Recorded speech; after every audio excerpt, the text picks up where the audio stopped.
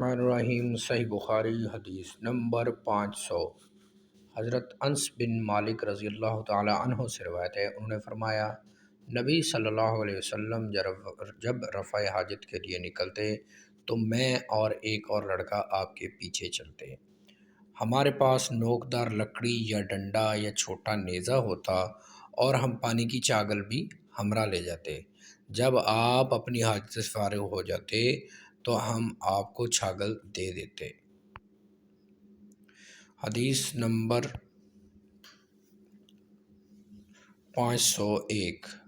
حضرت ابو جحیفہ سے روایت ہے، انہوں نے فرمایا رسول اللہ صلی اللہ علیہ وسلم دوپہر کے وقت ہمارے پاس تشریف لائے اور آپ نے بطحا میں ظہر اور عصر کی 2 رکعت پڑھائیں، اور آپ نے دوران نماز اپنے سامنے ایک چھوٹا نیزہ کھڑا کر لیا، یعنی سترے کے طور پہ۔ جب آپ نے وضو کیا تو لوگ آپ کے وضو کے پانی کو اپنے منہ پر ملنے لگے۔ سبحان اللہ۔ صحیح بخاری حدیث نمبر 502۔ حضرت یزید بن ابو عبید رحمۃ اللہ علیہ سے روایت ہے، انہوں نے کہا حضرت سلمہ بن اکوع رضی اللہ تعالی عنہ کے ساتھ مسجد نبوی میں آیا کرتا تھا۔ وہ ہمیشہ اس ستون کو سامنے کر کے نماز پڑھتے جہاں مصحف شریف رکھا ہوتا تھا۔ میں نے ان سے پوچھا اے ابو مسلم، تم اس ستون کے قریب ہی نماز پڑھنے کی کوشش کیوں کرتے ہو؟ انہوں نے فرمایا میں نے نبی صلی اللہ علیہ وسلم کو دیکھا ہے کہ وہ بھی کوشش سے اس ستون کو سامنے کر کے نماز پڑھا کرتے تھے۔ صحیح بخاری حدیث نمبر 503۔ حضرت انس بن مالک رضی اللہ تعالی عنہ سے روایت ہے، انہوں نے فرمایا میں نے نبی صلی اللہ علیہ وسلم کے بڑے بڑے صحابہ کرام کو دیکھا، وہ مغرب کی نماز کے وقت ستونوں کے سامنے جلدی چلے جاتے تھے۔ حدیث نمبر 504۔ اکیلے نمازی کا 2 ستونوں کے درمیان نماز پڑھنا۔ حضرت ابن عمر رضی اللہ تعالی عنہما سے روایت ہے، انہوں نے فرمایا نبی صلی اللہ علیہ وسلم حضرت اسامہ بن زید، حضرت عثمان بن طلحہ اور بلال رضی اللہ تعالی عنہم خانہ کعبہ کے اندر داخل ہوئے اور دیر تک اندر رہے، پھر باہر نکلے۔ میں پہلا شخص تھا جو آپ کے پیچھے وہاں پہنچا۔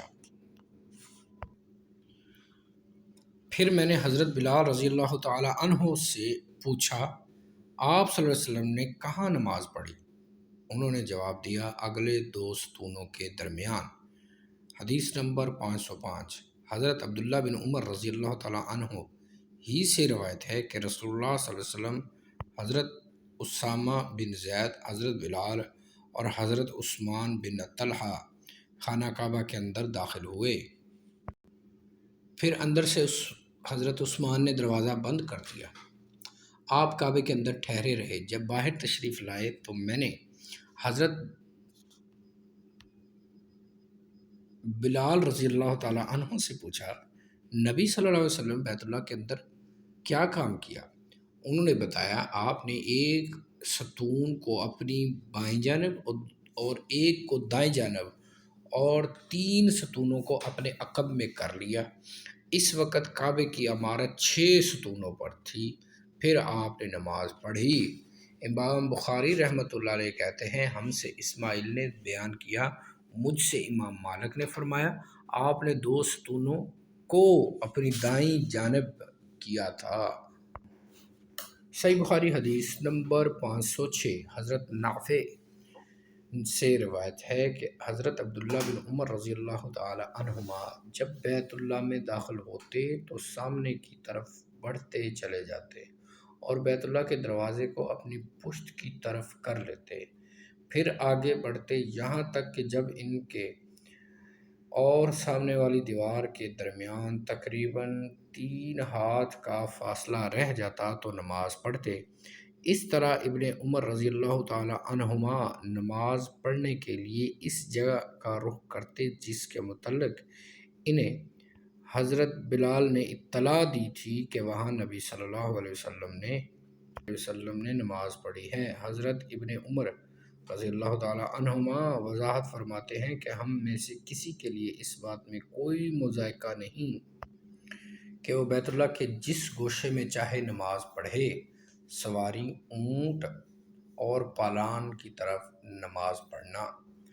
صحیح بخاری حدیث نمبر 507۔ حضرت عبداللہ بن عمر رضی اللہ تعالی عنہما سے روایت ہے کہ نبی صلی اللہ علیہ وسلم اپنی سواری کو چوڑائی میں بٹھا دیتے، پھر اس کی طرف منہ کر کے نماز پڑھتے تھے۔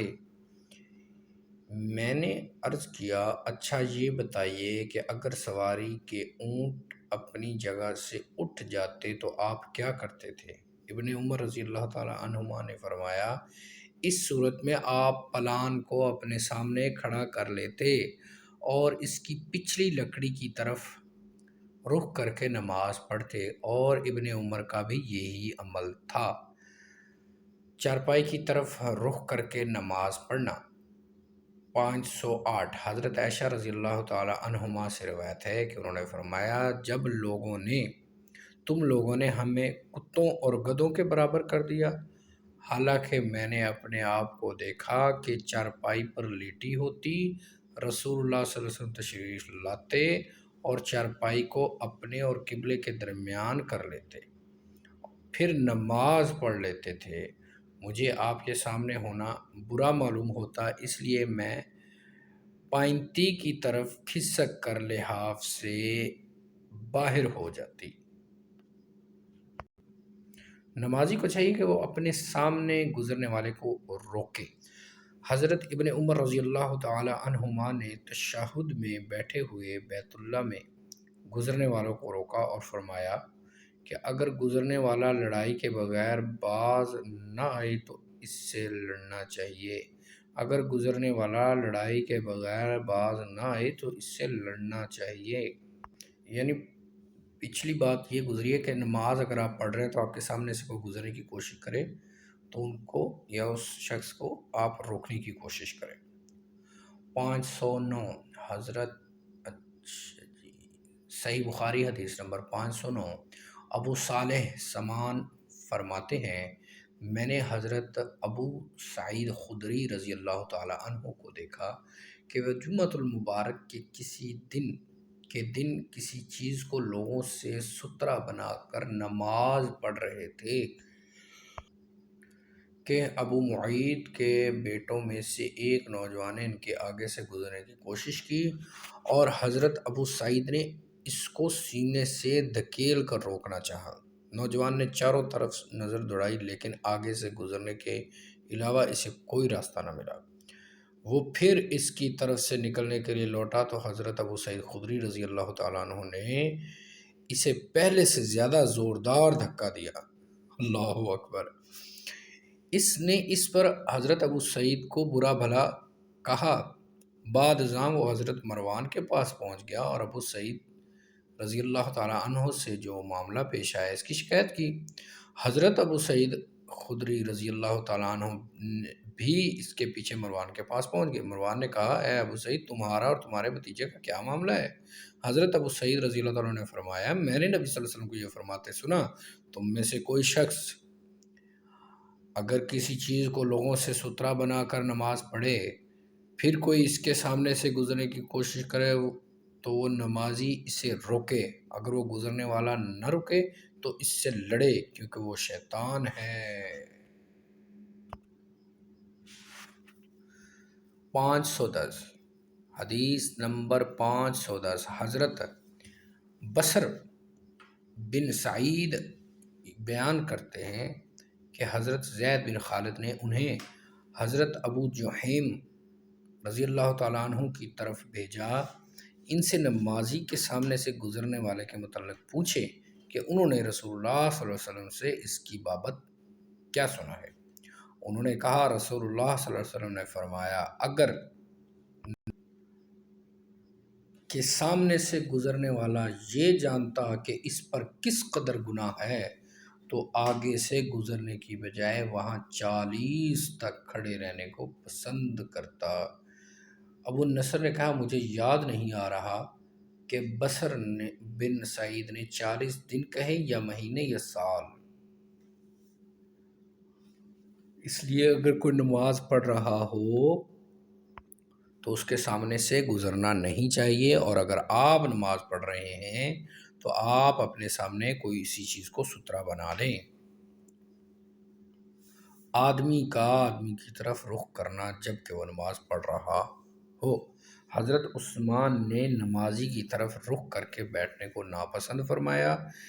یہ اس صورت میں ہے جب نمازی کی توجہ سامنے والے کی طرف ہو جائے، لیکن اگر توجہ نہ ہو تو زید بن ثابت رضی اللہ تعالی عنہ نے فرمایا مجھے اس کی کوئی پرواہ نہیں، کیونکہ ایک شخص دوسرے شخص کی نماز کو نہیں توڑ سکتا. حضرت عائشہ رضی اللہ تعالی عنہا سے روایت ہے، ان کے سامنے تذکرہ ہوا کہ نماز کو کیا چیز توڑ دیتی ہے. لوگوں نے کہا کتے، گدھے اور عورت کے نمازی کے سامنے سے گزرنے سے نماز ٹوٹ جاتی ہے. اس پر حضرت عائشہ رضی اللہ تعالی عنہا نے فرمایا تم لوگوں نے ہم عورتوں کو تو کتوں کے برابر بنا دیا ہے، حالانکہ میں نے نبی صلی اللہ علیہ وسلم کو اس طرح نماز پڑھتے دیکھا کہ میں آپ کے اور قبلے کے درمیان چرپائی پر لیٹی ہوتی تھی. پھر اگر مجھے کوئی ضرورت ہوتی تو میں بحالت نماز آپ کے سامنے آنے کو ناپسند سمجھتی تو آہستہ سے کھسک کر نکل جاتی. حضرت اعمش ابراہیم عن الاسود کی سند کے ساتھ بھی حضرت عائشہ سے اسی طرح کی روایت کرتے ہیں. سوئے ہوئے شخص کی طرف رخ کر کے نماز پڑھنا. حضرت عائشہ رضی اللہ تعالی عنہا سے روایت ہے، انہوں نے فرمایا نبی صلی اللہ علیہ وسلم نماز پڑھتے رہتے اور میں آپ کے سامنے بستر پر عرض کے بل سوئے رہتی، اور جب آپ وطر پڑھنا چاہتے تو مجھے بیدار کر دیتے، چنانچہ میں بھی وطر پڑھ لیتی.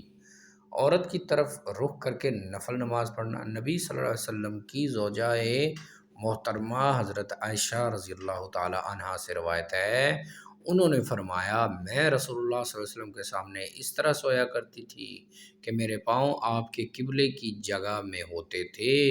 جب آپ سجدہ کرتے تو وہ میرے پاؤں چھوتے تو میں انہیں سمیٹ لیتی، پھر جب آپ کھڑے ہوتے تو میں انہیں پھیلا دیتی. حضرت عائشہ رضی اللہ تعالی عنہا نے فرمایا ان دنوں گھروں میں چراغ نہیں ہوتے تھے.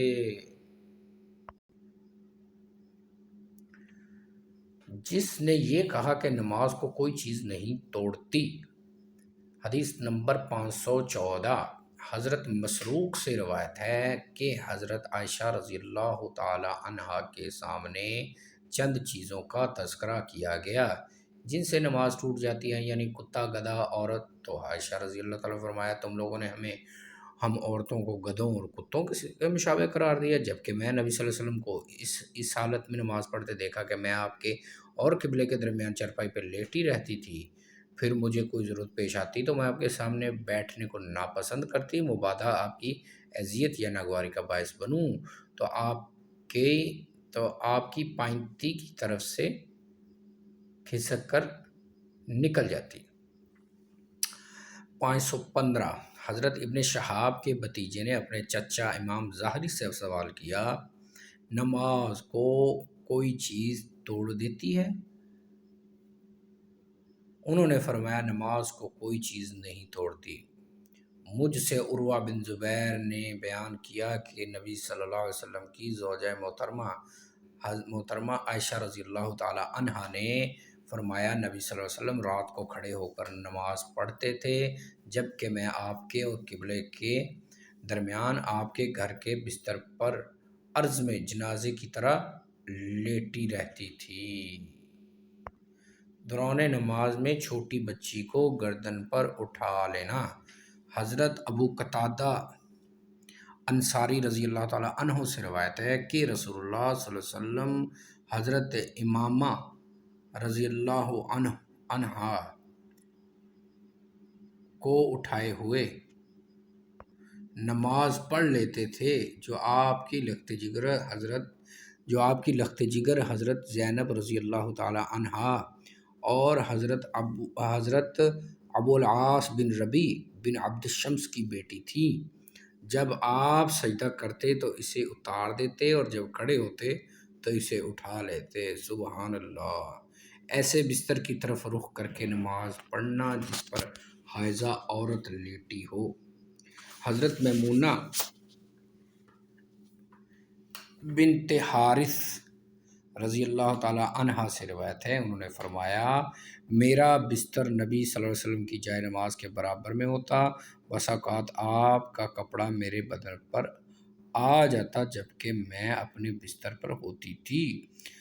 518 حضرت میمونہ ہی سے روایت ہے، آپ فرماتی ہیں نبی صلی اللہ علیہ وسلم اس طرح نماز پڑھتے کہ میں آپ کے برابر سوئی ہوتی، جبکہ آپ سجدے میں جاتے تو آپ کا کپڑا میرے جسم پر آ جاتا جبکہ میں حالت حیض ہوتی تھی۔ صحیح بخاری حدیث نمبر 519 حضرت عائشہ رضی اللہ تعالی عنہا سے روایت ہے، انہوں نے فرمایا تم لوگوں نے بہت برا کیا کہ ہم عورتوں کو کتوں کتے اور گدھے کے برابر کر دیا۔ بے شک میں نے رسول اللہ صلی اللہ علیہ وسلم کو اس حالت میں نماز پڑھتے دیکھا کہ آپ کے اور قبلے کے درمیان لیٹی رہتی، جب آپ سجدہ کرنا چاہتے تو میرے پاؤں ٹٹول کر دبا دیتے اور میں انہیں سمیٹ لیتی۔ عورت کا نمازی کے بدن سے پلید چیز دور کرنا۔ عورت کا نمازی کے بدن سے حضرت عبداللہ بن مسعود رضی اللہ تعالیٰ عنہ سے روایت ہے 520 انہوں نے فرمایا ایک دفعہ رسول اللہ صلی اللہ علیہ وسلم خانہ کعبہ کے پاس کھڑے ہو کر نماز پڑھ رہے تھے اور کفار کی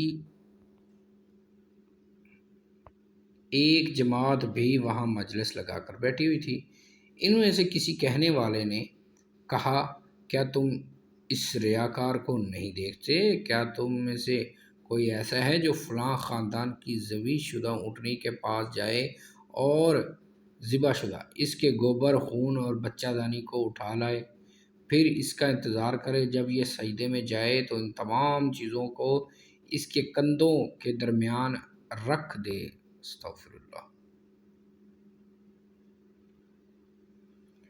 چنانچہ اس جماعت کا سب سے بڑا بدبخت اس کا کام کے لیے تیار ہوا اور اسے اٹھا لایا۔ پھر جب رسول اللہ صلی اللہ علیہ وسلم سجدے میں گئے تو اس نے سب کچھ آپ کے دونوں شانوں کے درمیان رکھ دیا۔ نبی صلی اللہ علیہ وسلم بحالت سجدہ ٹھہرے رہے اور کافر رسول اللہ صلی اللہ علیہ وسلم کی اس حالت پر بری طرح ہنستے رہے اور وہ ہنسی کی وجہ سے ایک دوسرے پر گرتے جا رہے تھے۔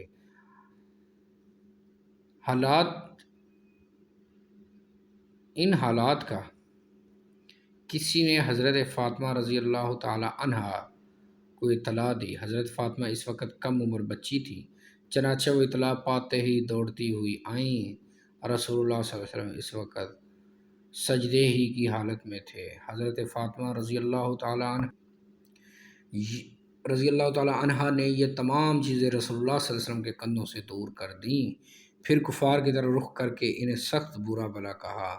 جب رسول اللہ صلی اللہ علیہ وسلم نماز سے فارغ ہو گئے تو آپ نے ان کے خلاف ان الفاظ میں دعا کی، اے اللہ قریش کو اپنی گرفت میں لے لے، اے اللہ قریش کو اپنی گرفت میں لے لے۔ پھر آپ نے نام بنام ان الفاظ کے ساتھ بد دعا فرمائی، اے اللہ عمر بن ہشام، ابو جہل، عتبہ بن ربیعہ، شیبہ بن ربیعہ، ولید بن عتبہ، امیہ بن خلف، عقبہ بن ابی معیط، یہ وہی لعنتی ہے عقبہ بن ابی معیط جس نے یہ اوجری ڈالی تھی آپ صلی اللہ علیہ وسلم کے اوپر، لعنتی،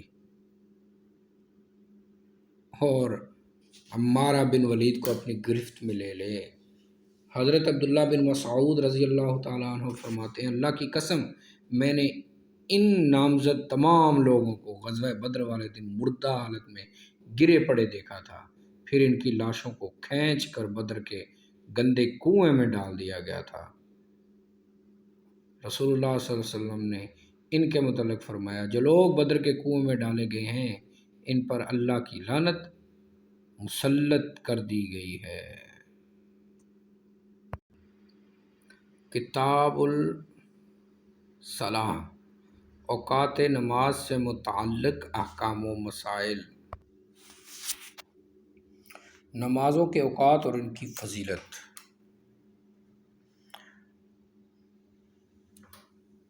صحیح بخاری حدیث نمبر 521، حضرت ابن شہاب سے روایت ہے کہ حضرت عمر بن عبدالعزیز نے ایک دن عصر کی نماز کو مؤخر کر دیا تو ان کے پاس حضرت عروہ بن زبیر رحمۃ اللہ علیہ، یہ عروہ بن زبیر حضرت عبداللہ بن زبیر رضی اللہ عنہ کے بھائی ہیں، حضرت اسما کے بیٹے اور حضرت زبیر بن عوام کے بیٹے رضی اللہ تعالی عنہم، اور حضرت ابوبکر صدیق رضی اللہ عنہ کے یہ نواسے ہیں۔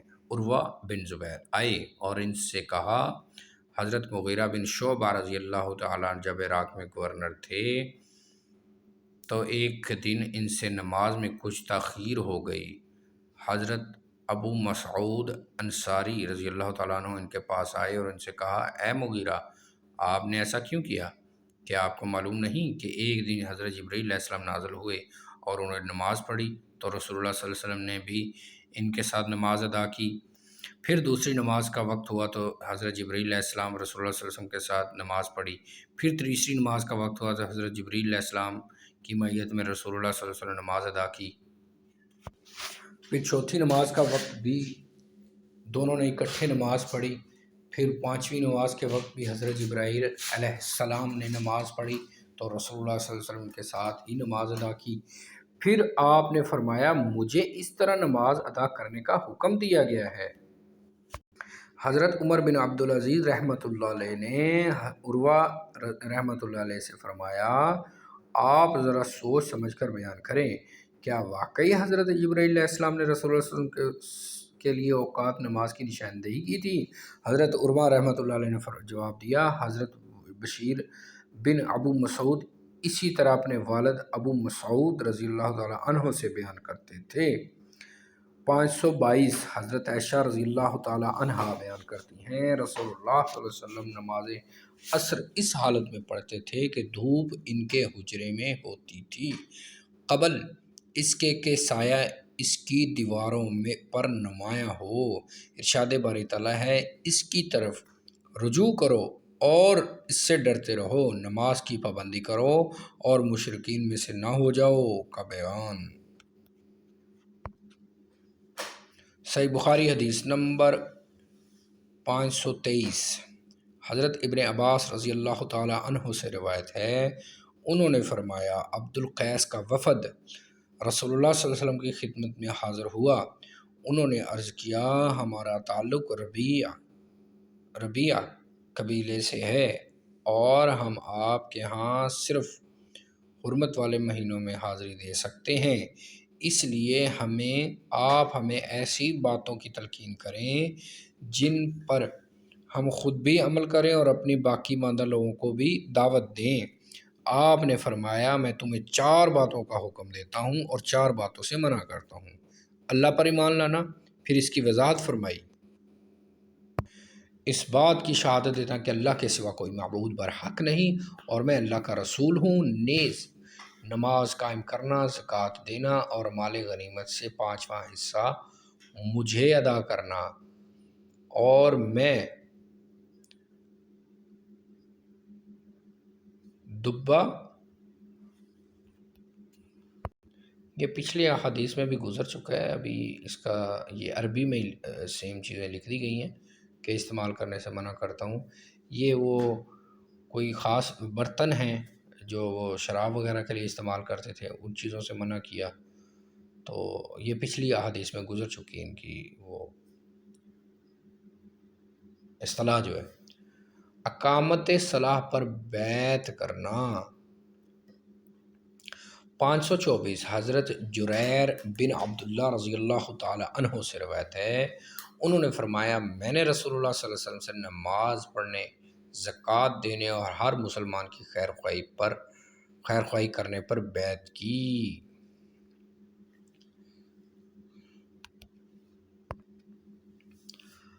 گناہوں کا کفارہ۔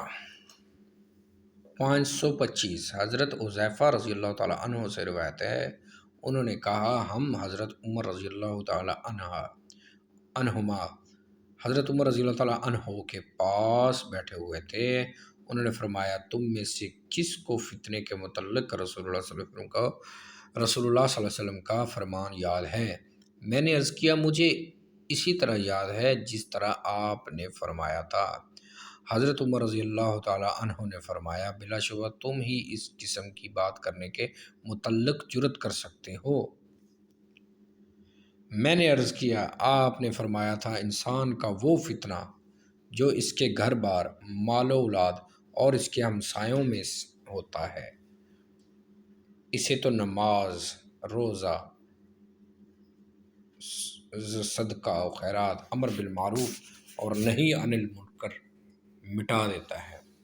حضرت عمر رضی اللہ تعالیٰ نے فرمایا میرا مقصد اس قسم کے فتنے کے متعلق معلومات حاصل کرنا نہیں، بلکہ میں اس فتنے کے متعلق دریافت کرنا چاہتا ہوں جو سمندر کی طرح موجزن ہوگا۔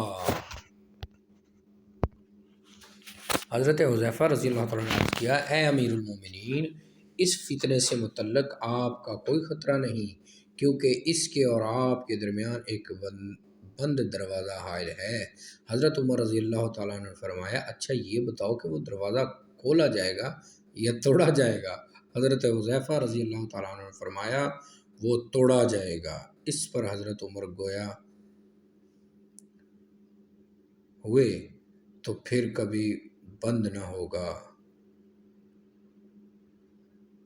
ہم لوگوں نے حضرت حذیفہ سے کہا آیا حضرت عمر رضی اللہ تعالیٰ عنہ دروازے کو جانتے تھے؟ انہوں نے فرمایا ہاں، جیسے کل آنے والے دن سے پہلے رات آتی ہے۔ میں نے ان سے ایسی حدیث بیان کی جو چیستان نہ تھی۔ ہم لوگ حضرت حذیفہ رضی اللہ تعالیٰ عنہ سے اس دروازے کے متعلق سوال کرنے سے مرعوب تھے، لہٰذا ہم نے اپنے ساتھی مسروق سے کہا، چنانچہ انہوں نے حذیفہ رضی اللہ تعالیٰ عنہ سے دروازے کی بابت پوچھا تو انہوں نے فرمایا وہ دروازہ خود حضرت عمر رضی اللہ تعالیٰ عنہ تھے۔ بسم اللہ الرحمن الرحیم۔ 526 حضرت عبداللہ بن مسعود رضی اللہ تعالیٰ عنہ سے روایت ہے کہ ایک شخص نے کسی عورت کو بوسہ دے دیا، پھر وہ نبی صلی اللہ علیہ وسلم کی خدمت میں حاضر ہوا اور اس نے آپ کو اپنے گناہ سے مطلع کیا تو اللہ تعالیٰ نے یہ آیت نازل فرمائی دن کے دونوں کناروں صبح و شام نماز پابندی سے پڑھا کرو اور رات کے کچھ حصوں میں بھی اس کا اہتمام کرو، بلا شبہ نیکیاں برائیوں کو ختم کر دیتی ہیں۔ اس شخص نے عرض کیا اللہ کے رسول یہ حکم خاص میرے لیے ہے؟ آپ نے فرمایا نہیں بلکہ تمام امت کے لیے ہے۔ حدیث نمبر 527 حضرت عبداللہ بن مسعود رضی اللہ تعالیٰ عنہ سے روایت ہے، انہوں نے کہا میں نے نبی صلی اللہ علیہ وسلم سے عرض کیا اللہ تعالیٰ کو کون سا عمل زیادہ پسند ہے؟ آپ نے فرمایا نماز کی بروقت ادائیگی۔ انہوں نے عرض کیا پھر کون سا؟ آپ نے فرمایا والدین سے حسن سلوک۔ انہوں نے عرض کیا اس کے بعد کون سا؟ آپ نے فرمایا اللہ کی راہ میں جہاد کرنا۔ حضرت عبداللہ بن مسعود رضی اللہ تعالیٰ عنہ کہتے ہیں رسول اللہ صلی اللہ علیہ وسلم نے مجھ سے اس قدر بیان کیا کہ اگر میں مزید پوچھتا تو آپ بیان فرماتے۔ پانچوں نمازیں گناہ کا کفارہ ہیں۔ 528 حضرت ابو ہریرہ رضی اللہ تعالیٰ عنہ سے روایت ہے، انہوں نے رسول اللہ صلی اللہ علیہ وسلم کو یہ فرماتے ہوئے سنا اگر تم میں سے کسی کے دروازے پر کوئی نہر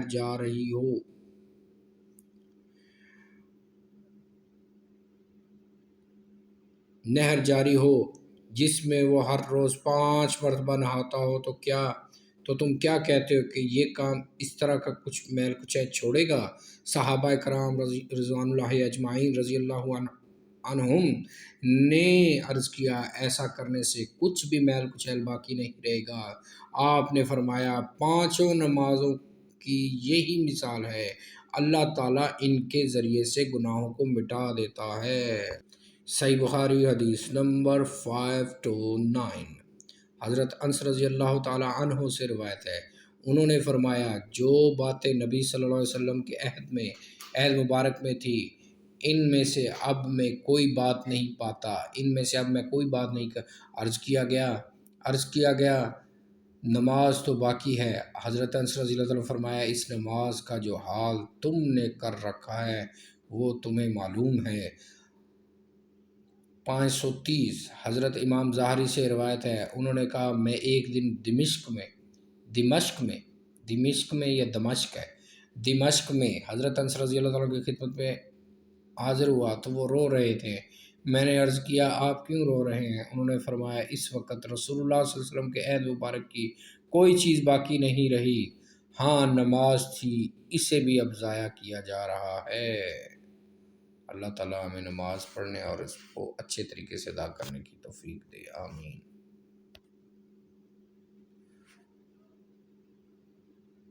حضرت انس بن مالک رضی اللہ تعالیٰ عنہ رو رہے تھے، میں نے عرض کیا آپ کیوں رو رہے ہیں؟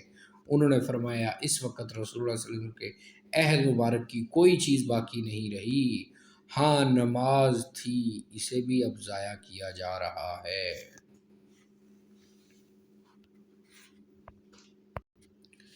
باب نمازی اپنے رب سے مناجات کرتا ہے۔ حدیث نمبر 531 حضرت انس رضی اللہ تعالیٰ عنہ سے روایت ہے، انہوں نے کہا نبی صلی اللہ علیہ وسلم نے فرمایا تم میں سے جب کوئی نماز پڑھتا ہے تو اپنے پروردگار سے مناجات کرتا ہے، اس لیے وہ اپنی دائیں جانب نہ تھوکے، البتہ بائیں قدم کے نیچے تھوک سکتا ہے۔ اس روایت میں سعید بن ابی عروبہ اپنے شیخ حضرت قتادہ سے یہ الفاظ نقل کرتے ہیں۔ ویسے صحیح مسلم میں بھی یہ حدیث 5-6 اس کے ترک موجود ہیں، 5 سے 6 ترک موجود ہیں کہ جس میں یہ بتایا گیا کہ آپ صلی اللہ علیہ وسلم کے سامنے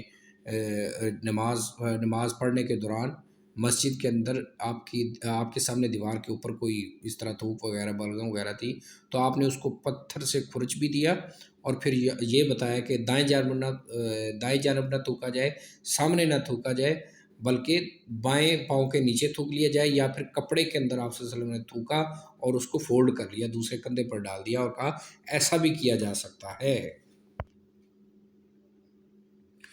532 حضرت انس رضی اللہ تعالیٰ عنہ سے روایت ہے، وہ نبی صلی اللہ علیہ وسلم بیان کرتے ہیں، آپ نے فرمایا سجدہ اچھی طرح اطمینان سے کرو، اور جو تم میں سے کوئی بھی اپنے بازوؤں کو کتے کی طرح نیچے نہ بچھائے، اگر اسے تھوکنے کی ضرورت ہو تو اپنے آگے اور دائیں نہ تھوکے، کیونکہ وہ اپنے پروردگار سے مناجات کر رہا ہوتا ہے۔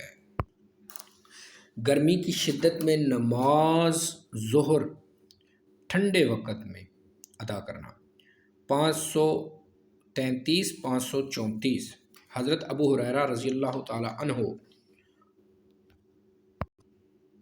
حضرت عبداللہ بن عمر رضی اللہ تعالی عنہ سے روایت ہے، وہ رسول اللہ صلی اللہ علیہ وسلم سے بیان کرتے ہیں کہ آپ نے فرمایا جب گرمی زیادہ ہو تو نماز ظہر ٹھنڈے وقت میں پڑھا کرو، کیونکہ گرمی کی شدت جہنم کی بھاپ سے ہوتی ہے۔ صحیح بخاری حدیث نمبر 535 حضرت ابو ذر رضی اللہ تعالی عنہ سے روایت ہے، انہوں نے فرمایا نبی صلی اللہ علیہ وسلم کے مؤذن نے ایک مرتبہ ظہر کی اذان دینی چاہی تو آپ نے فرمایا وقت کو ذرا ٹھنڈا ہو جانے دو، یا فرمایا ٹھہر جاؤ کیونکہ گرمی کی شدت جہنم کی بھاپ سے ہوتی ہے، چنانچہ آپ نے اتنی تاخیر کی کہ ہم نے ٹیلوں کا سایہ زمین پر پڑتے دیکھا۔ آپ نے مزید فرمایا جب بھی گرمی زیادہ ہوا کرے تم نماز کو ٹھنڈے وقت میں ادا کیا کرو۔ 536 حضرت ابو ہریرہ رضی اللہ تعالیٰ عنہ سے روایت ہے، وہ نبی صلی اللہ علیہ وسلم سے بیان کرتے ہیں، آپ نے فرمایا جب گرمی زیادہ ہو تو نماز ظہر ٹھنڈے وقت میں پڑھا کرو، کیونکہ گرمی کی شدت جہنم کی بھاپ سے ہوتی ہے۔ 537 حضرت ابو ہریرہ رضی اللہ تعالیٰ عنہ سے روایت ہے، آگ نے اپنے پروردگار سے شکایت کی، اے میرے رب گرمی کی شدت سے میرا اور ایک حصہ دوسرے کو کھائے جا رہا ہے، تو اللہ تعالیٰ نے اسے 2 مرتبہ سانس لینے کی اجازت دی، ایک سانس سردی کے موسم میں اور دوسرا گرمی کے دنوں میں، اس وجہ سے تمہیں موسم سرما میں سخت گرمی اور موسم سرما میں سخت سردی محسوس ہوتی ہے۔ 538 حضرت ابو سعید خدری رضی اللہ تعالیٰ عنہ سے روایت ہے، انہوں نے کہا رسول اللہ صلی اللہ علیہ وسلم نے فرمایا ظہر کو ٹھنڈے وقت میں ادا کرو کیونکہ گرمی کی شدت جہنم کی باب سے ہے۔ صحیح بخاری حدیث نمبر 539 حضرت ابو ذر غفاری رضی اللہ تعالیٰ عنہ سے روایت ہے، انہوں نے فرمایا ایک مرتبہ ہم لوگ نبی صلی اللہ علیہ وسلم کے ہمراہ سفر میں تھے کہ مؤذن نے نماز ظہر کے لیے اذان دینے کا ارادہ کیا۔ نبی صلی اللہ علیہ وسلم نے فرمایا ابھی ٹھنڈے وقت کا انتظار کرو۔ ہم نے کچھ دیر بعد پھر اذان دینے کا ارادہ کیا تو آپ نے فرمایا ابھی ٹھنڈے وقت کا انتظار کرو، یہاں تک کہ ہم نے ٹیلوں کا سایہ دیکھا۔ اس کے بعد نبی صلی اللہ علیہ وسلم نے فرمایا گرمی کی شدت جہنم کی بھاپ سے ہوتی ہے، اس لیے جب گرمی سخت ہو تو نماز ٹھنڈے وقت میں پڑھا کرو۔ صحیح بخاری حدیث نمبر 540 حضرت جابر رضی اللہ تعالیٰ عنہ فرماتے ہیں نبی صلی اللہ علیہ وسلم نماز ظہر عین دوپہر کے وقت ادا فرماتے تھے۔ حضرت انس بن مالک رضی اللہ تعالیٰ عنہ سے روایت ہے کہ ایک دفعہ رسول اللہ